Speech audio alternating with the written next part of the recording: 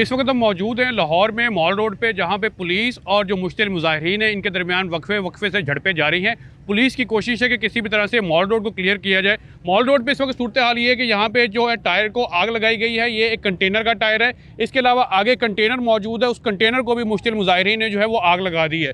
दूसरी जानिब पुलिस जो है जो मुश्तिल मुजाहिरीन है वो पुलिस के ऊपर पथराव करते हैं, जिसमें ख़ास तौर पे ये शीशे हैं, कंचे हैं, इसके अलावा पथराव है, बोतलें हैं और जो पेट्रोल बम है वो फेंका जाता है। जिसके जवाब में जो पुलिस है वो इन मुजाहिरीन के ऊपर ये दो तरह के जो आंसू गैस है, जिसमें ये वाले और ये ब्लैक कलर के सिल्वर ये वाले जो है मुजाहिरीन के ऊपर फेंकती है, वाटर कैनन का इस्तेमाल करती है। हमारी इस सिलसिले में जब पुलिस से बात हुई तो पुलिस का कहना था कि उन्हें ये अहकामात हैं कि मॉल रोड को जो है वो क्लियर रखा जाएगा, जबकि जो केनाल रोड है ख़ासतौर पर ज़मान पार्क के सामने वाला हिस्सा जो है वो मुश्तिल मुजाहिरीन के कब्ज़े में है। वो सुबह से ही बंद है, बल्कि कल से बंद है, वहाँ पर किसी को आने जाने की इजाज़त जो है वो नहीं दी जा रही।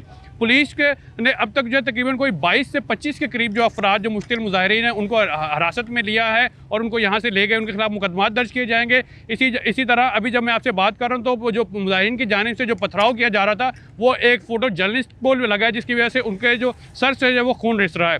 हमारी यहाँ पे कोशिश है कि किसी भी तरह से महफूज रह के आपको तमाम तर जो सूरत हाल है उससे बाखबर रखा जाए। लाहौर में आज मॉल रोड के अलावा किसी जगह भी कोई प्रोटेस्ट नहीं हो रहा, जबकि दीगर सूबे में अगर पंजाब के दीगर शहरों की बात की जाए तो वहाँ पे भी पुरअमन है।